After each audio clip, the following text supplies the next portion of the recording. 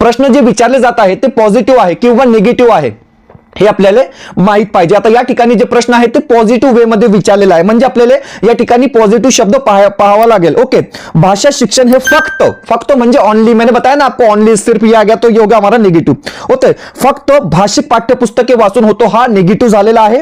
भाषा शिक्षणाला मुद्रित संपन्न वाचन संपन्न वातावरणात वेग मिळते, बरोबर आहे, म्हणजे हा टोटली आपला पॉझिटिव्ह झालेला आहे आणि फक्त काय आहे तर निगेटिव्ह आहे. ओके, विज्ञान आणि गणिताच्या शिक्षणासाठी भाषा शिकण्याची गरज नसते. आता या ठिकाणी काय आन्सर मध्ये दिलेला आहे, ऑप्शन मध्ये काय दिलेला आहे की विज्ञान म्हणजे सायन्स आणि मॅथ साठी भाषा शिक्षणाची गरज नसते, टोटली रॉंग आहे.